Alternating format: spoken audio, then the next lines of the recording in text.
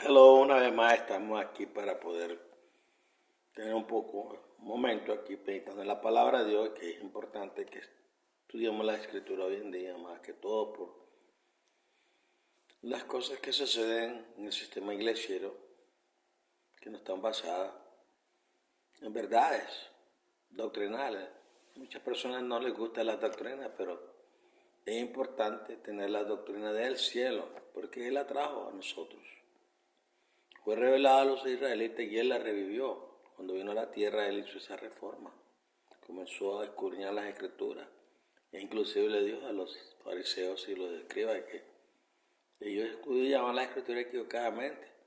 Si ellos hubieran tenido bases maravillosas en basar su doctrina, el Mashiach no hubiera sido llevado al madero, sino que él hubiera sido ofrecido como sacrificio para poder nosotros establecer esa verdad. Entendemos que Él fue el Cordero de Dios. Juan el Bautista lo declara. Entonces, al haber sido ofrecido Él como el sacrificio expiatorio de nuestros pecados, Yeshua, Jesús, hubiera cumplido el propósito de su plan maravilloso que le llamamos Plan Ideal o Plan A. Y Cristo hace 2000 años hubiera establecido su reino con nosotros. Pero de 2000 años de ahora después, el plan del Señor, que es el nuevo pacto, se reveló de otra manera y se está revelando a estar establecido en verdades, no tradiciones, que la iglesia madre, o la iglesia que ellos llaman madre, la iglesia católica, introduce en el siglo IV, en el año 325, en el concilio de Nicea. Para aquellos que puedan establecerse en verdad, estudien la historia de la iglesia. Wikipedia tiene bastante información. No se queda ahí nada más varado, avance. Porque estas verdades, cuando uno las entiende y comprende y las pone en práctica en su vida, se da cuenta que su fe está establecida en una roca sólida. No establecida en una tierra que se mueve, o sea, en un pantano que se hunde. Y si fueran tan honestos y sinceros, la mayoría de los teologuillos y de la mayoría de los predicadores que están allí predicando en las iglesias se debieran de sentar y a escudriñar y admitir que equivocados están acerca de la adoración y lo que se está haciendo allí en esas congregaciones. Se baila, se habla rumba, un movimiento bastante raro, y adoran a un tal Espíritu Santo. Pero tengan cuidado, porque también existe lo que se llama la brujería. Existen manifestaciones de Satanás en las otras religiones. Han oído hablar acerca de la santería, en el Caribe, cómo se manifiesta, y hablan en lenguas y caen, y mucha gente tiene adeptos, los santeros. En la India, los Hare Krishnas, en el Medio Oriente, en África, y muchos creen que eso es una manifestación del Espíritu Santo. Y nosotros aquí en América nos estamos exentos de ver esas manifestaciones que se están manifestando a través de lo que llaman ellos adoración, rumba, tambores, flauta. Bueno, usted sabe lo que yo estoy hablando. Y nuestra verdad debe estar establecida en verdades absolutas, como Él quiere que nosotros entendamos la doctrina maravillosa. Hemos pasado los tiempos de ignorancia, ya no hay más ignorancia.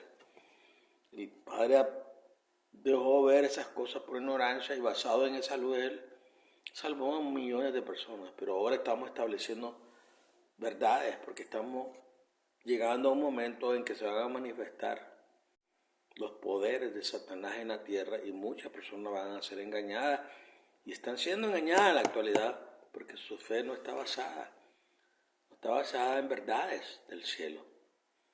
Acuérdense que Satanás está aquí en la tierra y tiene una tercera parte de la población del cielo que fue sacada del cielo por haberse rebelado contra el Padre, el soberano, y están aquí. Dice la Escritura que viven en lugares oscuros. La palabra, ellos no pueden ver, nosotros no podemos ver su espíritu porque no se nos ha dado eso. Pero el tiempo de la prueba en la tierra, van a haber cosas que ustedes van a mirar y cuando oran les llamo a verdaderamente adorar, saber a quién está adorando, cómo debemos adorar, a quién debemos de adorar. Entonces comenzamos con un pequeño estudio para que nos vayamos abriendo más nuestra mente. La verdad es que tal vez no han sido expuestas, que en sus iglesias siguen haciendo la misma práctica domingo a domingo o servicio o culto cada vez que se encuentran los creyentes de esos movimientos. La doctrina de la Trinidad postula que el Padre, el Hijo y el Espíritu Santo son tres personas en una. Por lo tanto, si el Padre, el Hijo y el Espíritu Santo, o correctamente dicho Espíritu de Santidad, son tres manifestaciones de una misma persona, en todos pueden ser llamados Dios, la palabra que utiliza el cristianismo, la palabra Dios, que yo no prefiero usarla, sino diré poderosos. Entonces todos pueden ser poderosos. O sea, el Padre es poderoso, el Hijo es poderoso y el Espíritu Santo es poderoso. Como consecuencia, si cada uno de ellos es poderoso o Dios, entonces todos son dignos de nuestra adoración. Pero es verdad eso, ¿es cierto? Bueno, vamos a la Escritura. Uno de los motos de la Reforma es sola Escritura. Vamos a ver qué dice la Escritura acerca de este concepto de adoración. En Juan, capítulo 4, versículo 23, dice así: mas la hora viene y ahora es, cuando los verdaderos adoradores, cuando dice verdaderos adoradores, quiere decir que hay falsos adoradores. Cuando los verdaderos adoradores al Padre adorarán en espíritu y en verdad, porque también el Padre, tales adoradores, oye bien, busca que le adoren. Repito, Juan 4:23. Primeramente hay falsos adoradores y el Padre busca a los verdaderos adoradores que le adoren en espíritu primero y en verdad establecida, verdad eterna, la doctrina del cielo, la que el Señor Jesús, nuestro Maestro, vino a la tierra y llevó a cabo su misión, porque no se vino a pasear, sino que vino a cumplir la verdadera doctrina del cielo que se ha revelado desde el primer momento en que el Señor manifestó su plan divino al pueblo. Miramos que en el verso que el mismo Mesías nos declara que a quien se debe adorar es al Padre.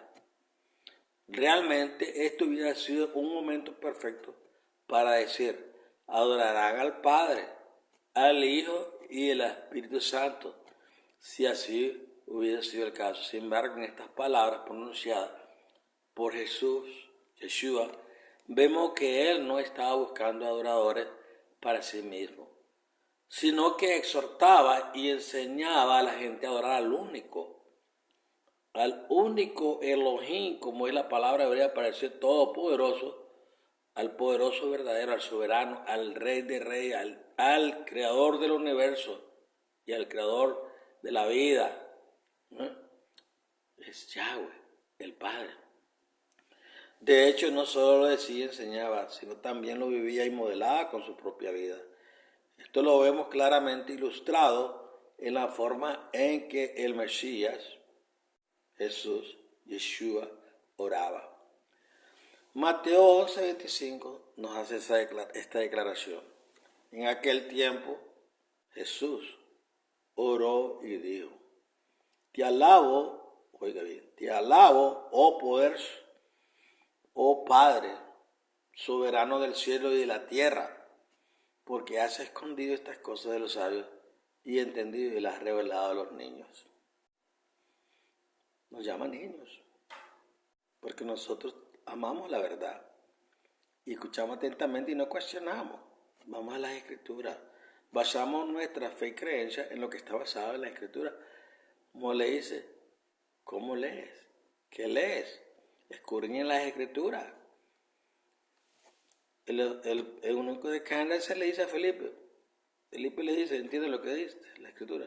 ¿Cómo voy a entender si no hay nadie que me enseñe?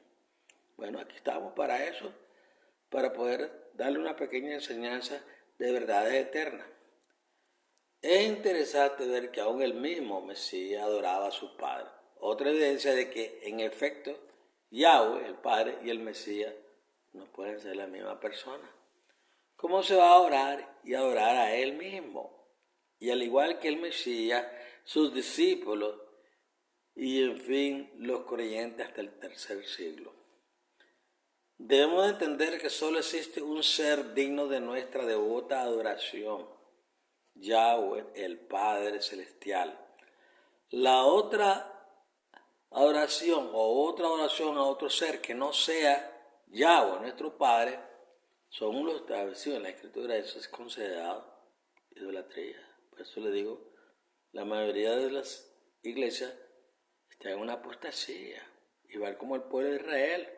Se puso dioses delante de ellos y adoraban y decían, este es Jehová. Lo mismo sucede ahora, todos decimos, esto es la deidad. Pero adorar a otra persona que no sea el Padre Celestial es considerado para Él, no para los teólogos y los pastores ahora que hablan aquí, sino para Él, el Padre Celestial, es considerado idolatría. Mi pregunta ahora, ¿podemos adorar al Espíritu de Santidad o el Espíritu Santo como lo dicen en las iglesias cristianas? Uno de los más grandes errores que implica la doctrina de la Trinidad es la adoración al Espíritu de Santidad. Para comenzar, en las Escrituras no existe ni un ejemplo de adoración al Espíritu de Santidad o al Espíritu Santo, ni siquiera un solo versículo que nos instruya a tal práctica. Apostasía. Bueno, el Espíritu de Santidad, conocido en hebreo como el Ruach HaKodesh, no es otra cosa que la esencia, la manifestación del poder de Yahweh en nosotros. Toda adoración y honra debe ser dirigida a la fuente de esa hermosa manifestación que es el Padre Celestial. ¿Es correcto adorar al Mesías? Sin duda, uno de los conceptos más ásperos y difíciles de asimilar es el hecho de que la adoración al Mesías es totalmente incorrecta y tal práctica es considerada idolatría. Lo primero que debemos entender es que, contrario a lo que postula la doctrina de la Trinidad, Yahweh o el Padre Celestial, el Mesías, Yeshua, Jesús, no son la misma persona. Son dos seres distintos, Padre e Hijo, y uno es mayor que el otro. En otras palabras, el Hijo está sujeto a su Padre y toda obra que Él hace, el Hijo obediente, y toda obra que Él hace es con el único fin de agradar y servir a su Padre. Leamos Lucas 22:42, donde Jesús, Yeshua, declara, Padre, si quieres, pasa de mí esta copa. Ya usted sabe de lo que estoy hablando, de su muerte. Pero no sea mi voluntad, sino la tuya. Yo no busco mi voluntad, sino la tuya. Si tú estás de acuerdo con estos planes, pues los sigo, ¿verdad? Yo quisiera que no pasara, pero tú eres. Para eso vine, para agradarte a ti y revelar esta sana doctrina a tu pueblo. Voy de acuerdo a tus planes, dice el Señor. En otro versículo de Juan 5:30 nos declara estas palabras. No puedo yo, Jesús, Yeshua, hacer nada por mí mismo, porque no busco mi voluntad, sino la voluntad del que me envió, la del Padre. A eso vino. Como expresé antes, el Mesías nunca buscó su propia honra, ni procuró adoración para sí. Él exhortaba a la gente a adorar y adorar solo al Padre, y lo modelaba con su ejemplo. Mas la hora viene, y ahora es cuando los verdaderos adoradores adorarán al Padre en espíritu y en verdad. Porque también el Padre tales adoradores buscan que le adoren. Juan 4:26. En aquel tiempo Jesús oró y dijo: Te alabo, oh Padre, soberano del cielo y de la tierra, porque has escondido estas cosas de los sabios y entendidos y las has revelado a los niños. Mateo 11:25. Vosotros pues oraréis así: Padre nuestro que estás en los cielos, santificado sea tu nombre. Mateo 6:9. Él nos está indicando a quién se le debe adorar, a quién se le debe orar. Otra vez el acusador lo llevó a un monte muy alto, a Jesús, y le mostró todos los reinos del mundo y su gloria, y le dijo: todo esto te daré si te postras y me adores. Entonces Yeshua le dijo: vete, Satán, porque Cristo está a Yahweh, el Padre, tu Elohim, tu poderoso, tu Dios poderoso, a Él solo le servirás. Mateo 4, versículo 8 al 10. Este último versículo citado es crucial en tema que estamos hablando. Fijémonos que cuando el adversario le pide que se postre a sus pies, el Mesías, Jesús contesta recalcándole que la misma Escritura nos ordena adorar solo a Yahweh, el Padre Celestial, y a nadie más. Ni siquiera el Mesías, Jesús mismo, se atribuyó el derecho de ser adorado. Pero, ¿acaso la gente no se postró y adoró al Mesías? Aunque sí es cierto que muchos se postraban delante del Mesías. El hecho de que ellos se postraron no implica que lo estaban adorando. Este es un concepto difícil de entender en nuestra cultura, pero en la cultura hebrea es natural que la gente se postrara en señal de respeto ante figuras de autoridad. Vamos a ver algunos ejemplos. Según Samuel 1 dice: al tercer día sucedió que vino uno del campamento de Saúl, roto sus vestidos y tierra sobre su cabeza, y llegando a David, se postró en tierra e hizo reverencia. En segunda de Samuel 9:6 se lee así: y vino Mefi-Boset, hijo de Jonatán, hijo de Saúl, a David, y se postró sobre su rostro e hizo reverencia. Y dijo David: Mefi-Boset, y él respondió: he aquí tu siervo. Según de Samuel 14:22 dice así: y Joab se postró en tierra sobre su rostro e hizo reverencia. Y después que bendijo al rey, dijo: oye, he entendido tu siervo que he hallado gracia en tus ojos, rey señor mío, pues ha hecho el rey lo que su siervo ha dicho. Primera de Reyes 18:7 dice así: y yendo a Abdías por el camino, se encontró con Elías, y cuando lo reconoció, se postró sobre su rostro y dijo: ¿no eres tú mi amo Elías? Primera de Reyes 18, versículo 7. Mi pregunta es: ¿estaban todavía adorando a estos hombres de autoridad al postrarse en tierra y hacer reverencia?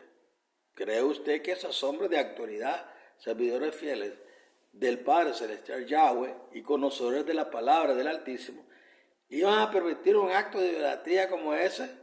Claro que no. Por lo tanto, la respuesta es simplemente no. Estos hombres solo hicieron un acto de reverencia en respeto a la autoridad de sus superiores, pero en ninguna manera implica que lo estaban adorando. De forma similar, cuando la gente se postraba delante del Mesías, Jesús, Yeshua, no lo estaban adorando, sino haciéndole reverencia porque reconocían que Él era una figura de gran autoridad. Marcos 5:22 lee así: y vino uno de los principales de la sinagoga, llamado Jairo, y luego que le vio se postró a sus pies. Lamentablemente, muchos de los versos en los cuales se narra cómo la gente se postraba delante de Jesús, Yeshua, han sido manipuladas por los traductores para reflejar la doctrina errónea de la Trinidad y la adoración a Jesús, Yeshua. Por ejemplo, Mateo 2:11 se lee así: y al entrar en la casa, vieron al niño con su madre María, y postrándose, lo adoraron, y abriendo sus tesoros le ofrecieron presentes: oro, incienso y mirra. Este verso debiera decir, y postrándose le rindieron homenaje en vez de decir postrándose le adoraron, por las razones expuestas anteriormente. Cuando entraban en la casa, dice, esta es una mejor traducción que les voy a narrar ahora. Cuando entraban en la casa, vieron al niño con Miriam, su madre, y postrándose, le rindieron homenaje. Después abrieron sus tesoros y le ofrecieron regalos de oro, incienso y mirra. Esta es una mejor versión, la versión israelita de Nazareno. Veamos otro pasaje que ha sido manipulado con el mismo fin. Apocalipsis 5:12 al 14 dice, el Cordero, Jesús, que fue inmolado digno de tomar el poder, la riqueza, la sabiduría, la fortaleza, la honra, la gloria y la alabanza. Y a todos los criados que estén en el cielo y sobre la tierra y debajo de la tierra y en el mar, y a todas las cosas que en ellos hay, oí decir al que está sentado en el trono. Y al Cordero sea la alabanza, la honra, la gloria y el poder por los siglos de los siglos. Los 4 seres vivientes decían amén. Y los 24 ancianos se postraron sobre su rostro y adoraron al que vive por los siglos de los siglos. La mayoría, al leer este pasaje, interpreta que los 24 ancianos se postraron a adorar al Mesías, Jesús, Yeshua. Sin embargo, en realidad estos ancianos se postraron ante el Padre Yahweh, el Padre Celestial, el Todopoderoso, el que vive por los siglos de los siglos. Esta frase es una referencia directa ¿a quién? Al nombre de Yahweh, al Padre, cuya raíz hebrea alude el que es, el que era y el que será. Apocalipsis 1:8. Por otro lado, estos versículos nos ilustran que el Mesías, Yeshua, Jesús, sí puede ser honrado y reverenciado e incluso alabado como rey de Israel, como el Mesías ungido del Padre Celestial y como nuestro amo. Por lo cual, también Elohim lo exaltó hasta lo sumo y le otorgó el nombre que está sobre todo nombre, para que en el nombre de Jesús o Yeshua se doble toda rodilla de lo que está en los cielos, en la tierra y debajo de la tierra, y toda lengua confiese que Yeshua, Jesús, el Mesías, es soberano para gloria del Padre nuestro Dios Todopoderoso, Yahweh. Filipenses 2, versículos 9 al 11. El mismo salmista nos exhorta a reconocer al Hijo y rendirle homenaje. Honrad al Hijo para que no se enoje y perezcáis en el camino, pues se inflama de pronto su ira. Bienaventurados todos los que en Él confían. Salmo 2, versículo 12. Sin embargo, la oración solo se le corresponde al Padre Celestial, a Yahweh, el Creador de los cielos y la tierra. Mateo capítulo 4, versículo 10 dice el Señor, a Yahweh, o al Todopoderoso, tú Elohim, tu Dios, adorarás y a Él solo servirás. La serpiente, instrumento de salvación, hecho ídolo. Todos recuerdan esa experiencia en la historia del pueblo de Israel. Cuando la mayoría de los creyentes escuchan la palabra serpiente, lo primero que les viene a la mente es la serpiente antigua, o sea, Satanás. Sin embargo, el Mesías, Jesús, nos habló sobre otra serpiente, la cual encierra un significado muy diferente. Y como Moisés levantó la serpiente en el desierto, así es necesario que el Hijo del Hombre sea levantado para que todo aquel que en Él cree no se pierda, mas tenga la vida eterna. Juan 3, versículos 14 y 15. Jesús estaba haciendo alusión al relato encontrado en Números 21, versículo 4 al 9. En resumen, el pueblo murmuró contra el Padre Celestial y Moisés, lo que provocó que el Padre Celestial Yahweh enviara serpientes ardientes que mordían al pueblo, causando la muerte a cuantos eran mordidos. El pueblo, al darse cuenta de su error, le pide a Moisés que interceda por ellos ante Yahweh, el Padre, para que las serpientes sean quitadas y cese la mortandad. Moisés intercede por el pueblo y Yahweh le instruye contra una serpiente de bronce y colocarla en una asta, de modo que cuando el pueblo sea mordido por una serpiente sea sanado al mirar la serpiente de bronce. Obviamente, Moisés hizo lo que el Padre Celestial le ordenó y el pueblo fue liberado de la mortandad provocada por la serpiente. Este pequeño evento da la ilusión de haber quedado ahí. Sin embargo, la historia de la serpiente de bronce no termina aún. Más adelante se menciona un importante dato sobre ella en la Escritura, cuando el rey Ezequías comienza a reinar sobre Israel. Él quitó los lugares altos y quebró las imágenes y cortó los símbolos de Acera e hizo pedazos la serpiente de bronce que habían hecho Moisés, porque hasta entonces los que quemaban incienso los hijos de Israel, y la llamó Nehustán, segunda Reyes 18, versículo 4. Tal parece que lo que originalmente fuera un instrumento o medio de salvación para Israel, el pueblo lo había convertido en un amuleto o ídolo. Sucede eso en la actualidad, al punto de llegar al extremo de rendir adoración a esta simple imagen de bronce. Por tal razón, el rey Ezequías tuvo que intervenir destruyendo la serpiente de bronce, de modo que el pueblo cesara esta práctica abominable ante los ojos del Padre Celestial. Probablemente usted se está preguntando, ¿qué tiene que ver toda esta historia con la adoración a Yahweh, el Padre Celestial? Este relato es un reflejo de lo que está pasando actualmente en muchos círculos religiosos que lamentablemente han sido engañados y siguen doctrinas erróneas, como es la Trinidad y la adoración al Dios en tres personas. La serpiente de bronce fue un medio o instrumento que el Padre Celestial utilizó para salvar a su pueblo de la mortandad. Es curioso que cuando el pueblo miraba a la serpiente de bronce, tenían que alzar sus ojos y mirar hacia arriba a los cielos. El salmista David tuvo una experiencia similar. Alzaré mis ojos a los montes. ¿De dónde vendrá mi socorro? Salmo 121, versículo 1. ¿Acaso los montes tienen algún poder para salvar? No. De forma similar, ¿acaso la serpiente de bronce tenía algún poder de por sí para salvar y sanar? Definitivamente no.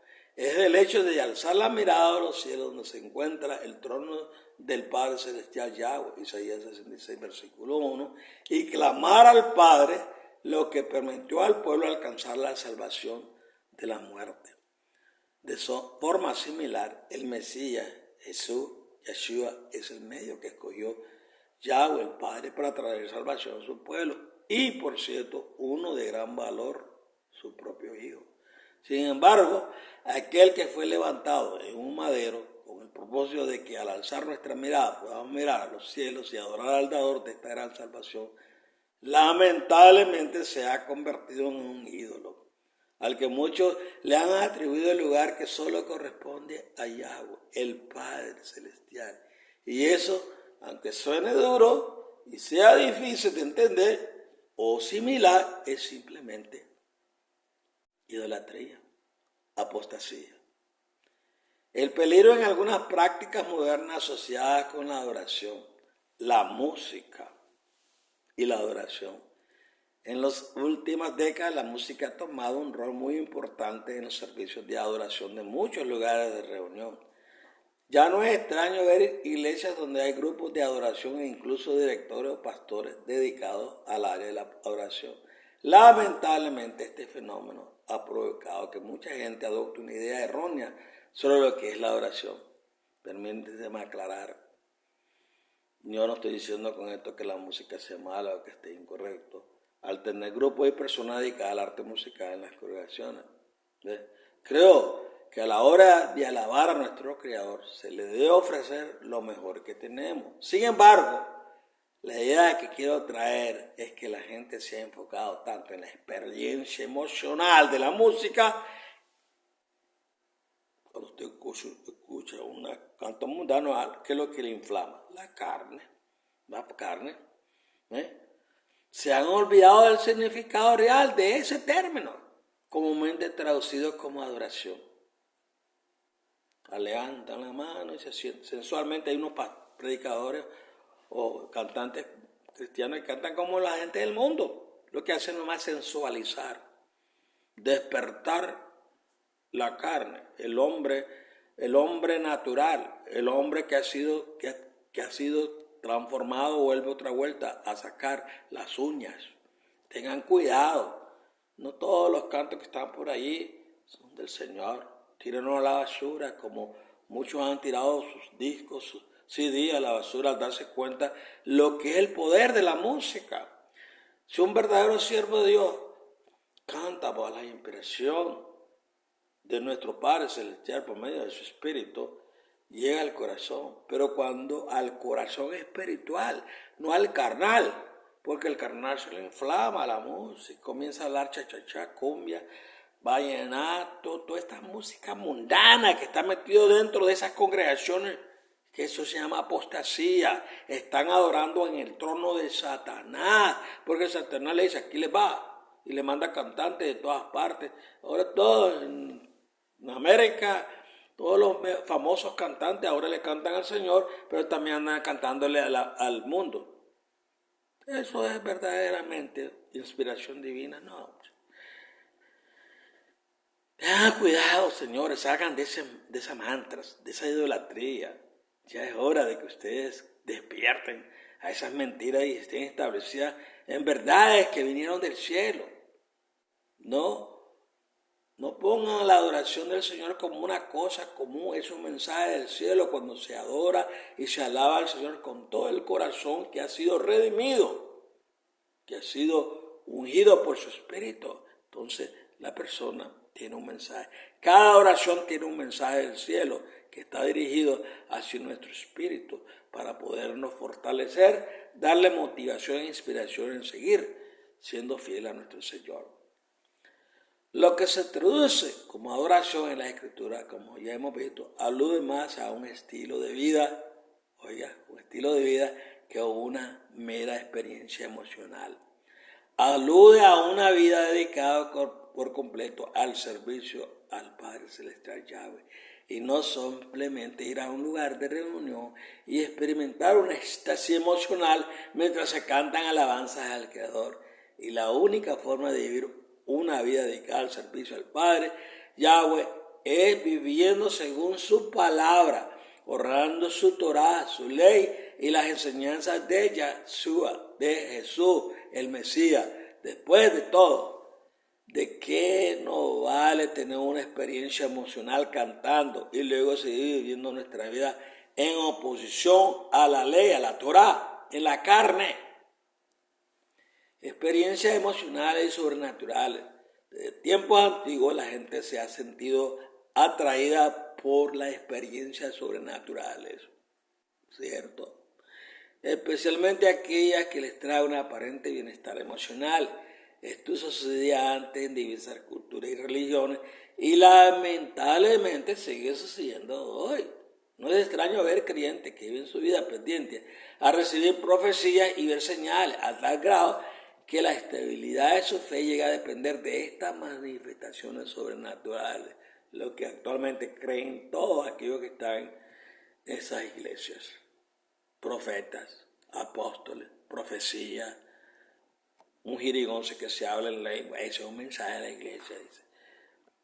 Ese es un fanatismo que existe dentro de esos movimientos y tal vez tú eres parte de ellos y ahí estás, extasiado.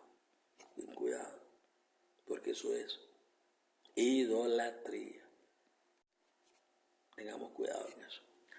Aunque ya este tema les he hablado en predicación anterior, quisiera volver a recordar un principio muy importante. No debemos guiarnos simplemente por las señales o nuestro sentimiento a la hora de examinar nuestra fe y escoger el camino espiritual a seguir. Es muy fácil caer en un error si nos dejamos guiar por las señales y las emociones que experimentamos. La misma Escritura nos advierte contra el depender de las emociones de nuestro corazón. Engañoso es el corazón más que todas las cosas.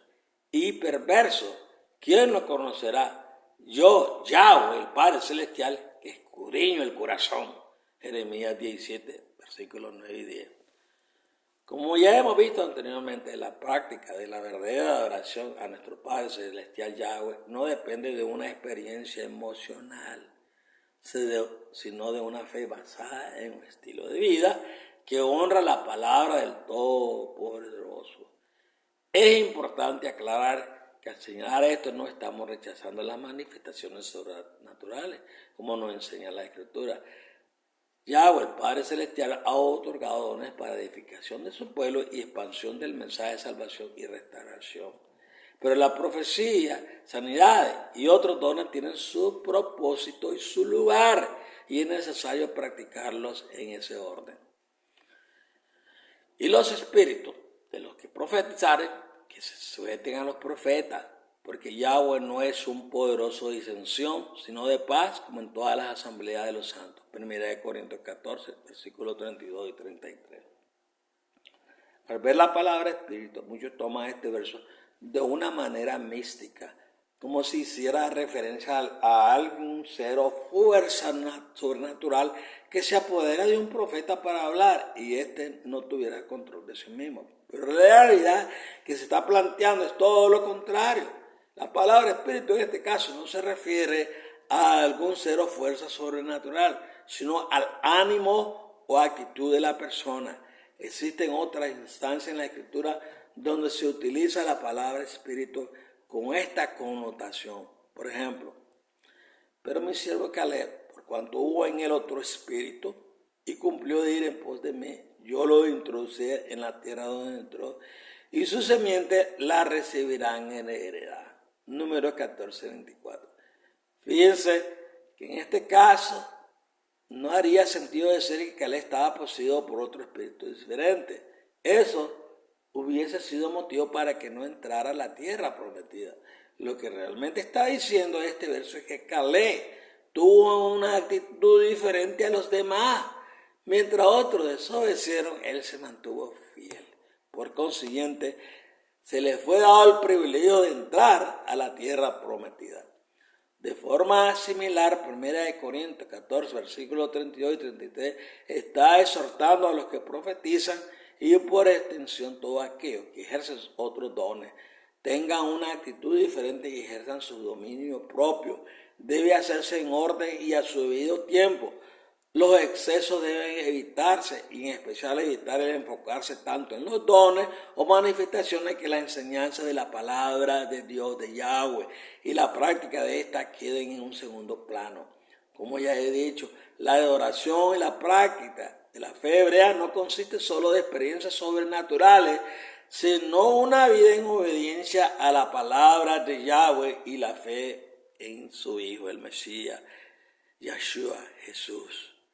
El sincretismo religioso, probablemente una de las estrategias más antiguas para ganar seguidores en la fe es el sincretismo religioso, el cual consiste en mezclar las enseñanzas de las Escrituras con otras creencias comunes de una región o cultura específica.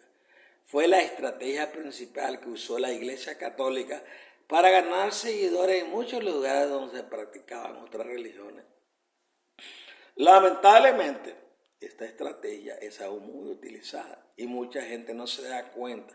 Ante la propagación del mensaje de la restauración de las raíces hebreas de la fe, muchos grupos, especialmente cristianos, han adoptado prácticas provenientes de la cultura hebrea y la han incorporado en sus servicios. Ya no es extraño ver congregaciones cristianas con grupos de danza usando el talí o el shofar e incluso celebrando algunas de las fiestas. Aunque ciertamente es loable el intento que hacen de acercarse a la fe hebrea, el problema está en que no lo hacen con una intención sincera de seguir las enseñanzas de la Torá y la fe del Mesías, sino meramente por llamar la atención de la gente que simpatiza con estas creencias y ganar más seguidores o mantener a los que tienen y prevenir que se vayan de sus congregaciones. Esto a la larga trae confusión y distorsiona aún más el modelo original de adoración bíblica, pues la gente adopta esta mezcla de creencias y prácticas como si fueran enseñanzas genuinas de la Escritura. Y a medida que más gente adopta estas prácticas, más se diluye y debilita las enseñanzas originales de la adoración bíblica. Esta es una de las estrategias más peligrosas en la actualidad, ya que las medias verdades son más difíciles de discernir que una mentira total. Se requieren de mucha oración, meditación y una base sólida en la Escritura para evitar caer en esta antigua trampa. En esto hacemos bien en seguir los consejos de la Escritura. Primera Tesalonicenses 5:21 dice, examínenlo todo, retengan lo bueno. Hechos 17, 11 al 12 dice, recibieron la palabra con toda solicitud, escudriñando cada día las Escrituras, a ver si estas cosas eran así. Así que creyeron muchos de ellos. Conclusión. Solo uno es digno de ser reconocido como el Elohim, el poderoso, verdadero y máximo. Su nombre es Yahweh, el Padre Celestial. Cualquier acto de oración, o sea, reconocimiento como el Ser Supremo dirigido a otro ser, sea un ser humano espiritual, incluyendo al famoso Ruach HaKodesh, Espíritu de Santidad, y a su Hijo Yeshua, Jesús, es considerada idolatría. Oye Israel, Yahweh, el Padre, es nuestro Elohim, nuestro Todopoderoso. A Yahweh solamente amarás, a Yahweh tu Elohim, con todo tu corazón y con todo tu ser y con todas tus fuerzas. Deuteronomio 6, 4 al 5. Nuestro poderoso Yahweh, el Padre, es uno. Por lo tanto, solo uno es digno de ser adorado y exaltado como Elohim, supremo de todo lo creado. Mateo 4 dice, él, a Yahweh, Padre Celestial, tú Elohim, todopoderoso, adorarás y a él solo servirás. Tengan cuidado con muchas de las prácticas de la adoración moderna en esas iglesias. Muchas son atractivas de la carne, pero no todas tienen fundamento en la palabra del Todopoderoso. En oración y ayuno escudriñemos las Escrituras para evitar ser engañados. Demos la honra de vida al Mesías, Jesús, Yeshua, pero adoremos y sirvamos con toda nuestra vida al único que así lo merece, Yahweh, nuestro Padre Celestial, el único poderoso de Israel, de Dios, nosotros. Bueno, al principio de cada lección siempre digo, mis mensajes son controversiales, pero bueno, escudriñen la Escritura. Pase un momento ya, debe estar acelerado en la vida, porque la mayoría de la gente ahora anda acelerada. Son como, se mueven y al fin del día nada se logra. Párenla, deténganse un rato, mediten, escudriñen la Escritura y apártense de toda apostasía y de toda idolatría y adoren al verdadero Elohim, nuestro Padre Celestial, el Rey, el Soberano, el Creador, al Padre de nuestro Señor y amado Maestro Jesús. Sigamos los ejemplos de Él. Que el Señor me lo guarde y me lo bendiga en su hogar.